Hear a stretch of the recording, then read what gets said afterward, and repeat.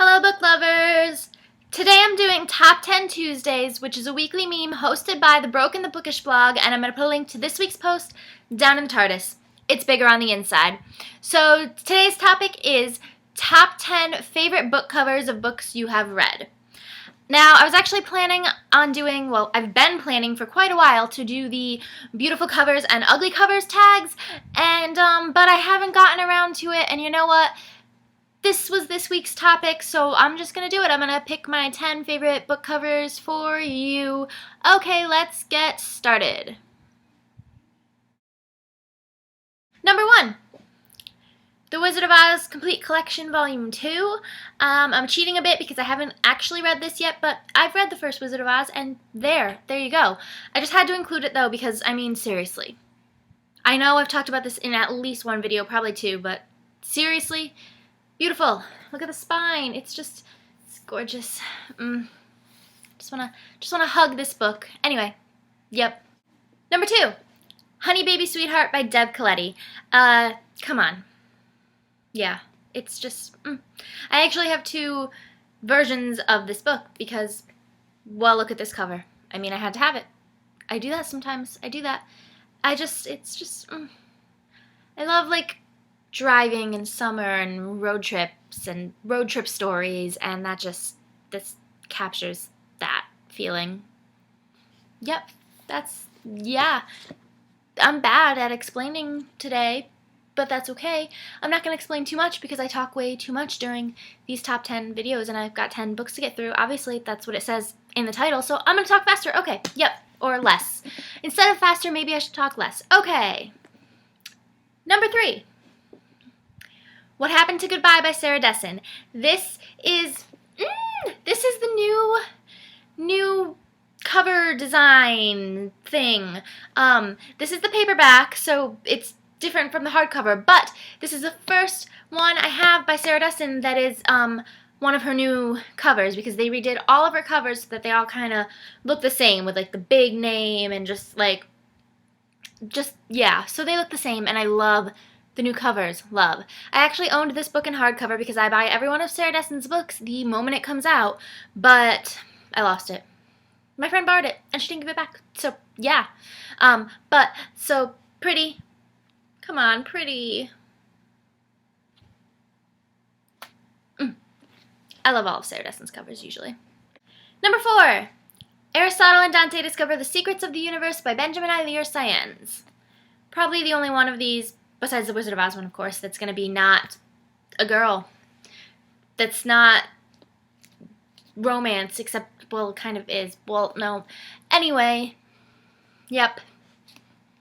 It's not a girly cover, right? It's pretty.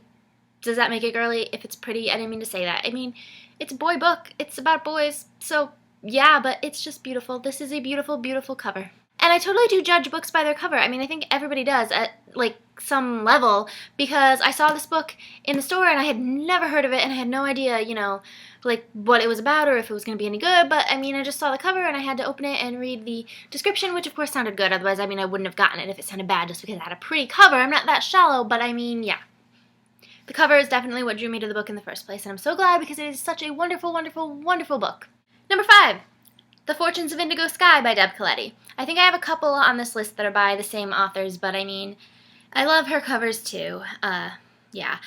There was like a whole set of her books with this cover. This doesn't quite match the last one I showed, but like how there's the strip of color with the title at the top and then the, you know, picture. Actually, well, see, like there's other ones with similar covers, and I have all of those too. But anyway, that's, yep, pretty. I mean, come on, she's on a tire swing, come on, and it's purple, and it's just, Number 6, Waiting for You by Suzanne Colasanti. Now this is just clearly from the cover, you know that this is a young adult romance, and that it's just going to be cute and sweet and wonderful, and that's what it is. And I'm a sucker for young adult romance, and I'm a sucker for couples, especially on the covers of books, and I know that most people don't agree with that. Most people don't like people on their books, but I love people on my books, and yep. But I mean, it's like not like you're just showing a picture of a girl just like standing there, you know? Like this is their backs, and it's cool, and this is feet, and the other one was feet, and it's wonderful. and What Happened to Goodbye was like hands and cute. I like parts of people on my covers. Yep. Number 7, Lock and Key by Sarah Dessen. This one I seriously bought. I already owned the hardcover, but this paperback came out and I was like, ooh, it's pretty, I have to have it. So yeah, I bought a second copy of this book. But come on, her feet are in the water and she's holding a little key there, and it's just, yep, parts of people. Number 8, Amy and Roger's Epic Detour. And again, you can tell from this cover that this is going to be a cute young adult romance, but I loved this book so much. This is just one of my favorite contemporary young adult books ever. Hands. People parts. Ugh, I'm weird today. Which is not really any different from any other day, but yeah. Number 9, Songs for a Teenage Nomad by Kim Culbertson. Again, I mean, you can kind of see her face, but she's like cut off and like in this jacket with the wind kind of blowing her hair, and it's just all like, it's paper. I like how this kind of, it just captures the whole book. This is like written, the title's kind of written on paper here. I am not talking good today, but this girl like, you know, like writes in a notebook, and so I just think it's fitting. That's, yep. And number 10, and these were really in no particular order, I don't know if I said that, but number 10, In Honor by Jessie Kirby. I mean, come on. Again, this is a total road trip story, and you can totally tell that from the cover, and you can tell that she's this cool country girl. Look at her red boots. It reminds me of Footloose, and there you go. And yes, she has no head. And you know how I was saying, like, I like body parts on covers?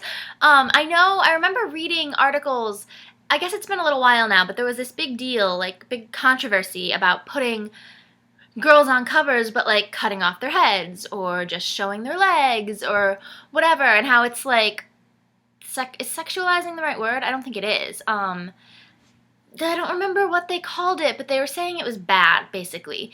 Like, sending a bad message.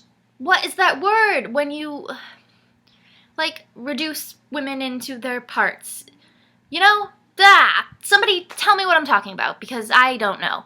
But people were saying, like, it just sends a bad message. Like, oh, you're cutting off the girl's head. That part isn't important, just her body's important. But I don't think so. I think that the reason publishers are making covers like this is because a lot of people don't like people on their covers. They don't want to see, like, a girl's face because they want to picture the character, or they want to picture themselves as the character maybe, or whatever. So that's why they're cutting off their heads and just showing their feet dangling in the water. It's just, like, better captures the story without ruining that aspect for some people. That's what I think. That's what I think about covers. And I know that, like, lots of people on here that I've heard and friends I have, like, people don't like people on their covers, but I do, and I think they're cute, and so there.